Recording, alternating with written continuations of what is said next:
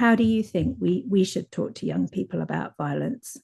I think, firstly, it has to not be fear-mongering. We can't be inducing panic in young people, obviously. There's conversations with young people, obviously, about risks and dangers in the world, and how they can navigate those. But I think fundamentally the most important thing for a young person is the relationships around them.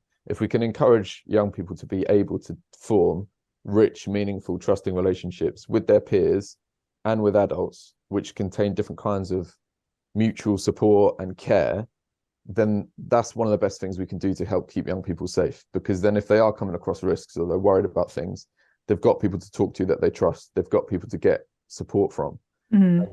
Another consequence of a lot of these social harms we've been mentioning is undermining human relationships, undermining the mutual trust and care between people.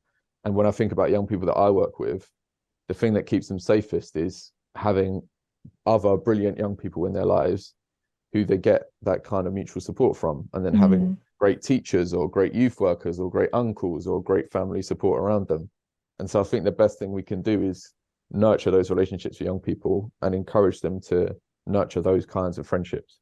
I completely agree with that, Luke. I think there's two things I'd add to it. The first is that if you're going to talk to children and young people specifically about violence, I think it's one thing to talk about the kind of severity and the tragic consequences that can flow from violence. And I think that done carefully is something that can be useful, broadly speaking, but it's the scale that you don't want to exaggerate. And I think too often kind of campaigns are so simplistic that it's really the kind of prevalence and scale that they're highlighting more than the actual impact that violence has.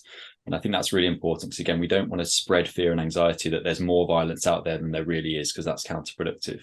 And then the other thing I'd say is it's really, we need to be talking to adults more about it. So the awareness raising in the campaign needs to be directed towards people like politicians, people working in the media, because it's changes needed there rather than from young people themselves that will be more helpful. Because when you get society right, when you get media right, and everything else around that, we won't have to worry about young people carrying knives and being violent towards one another, because they'll be living in safer societies with hope and opportunity, and this doesn't become an issue. And so kind of this kind of direct line to go and talk to young people, there's a problem with youth violence, we need to go and talk to young people. Like it's a misconception in itself. I think it's kind of a wrong step initially. Like we should be looking upwards at the adults around them and the people in power, who are the ones that really we need to change the minds and the kind of actions of.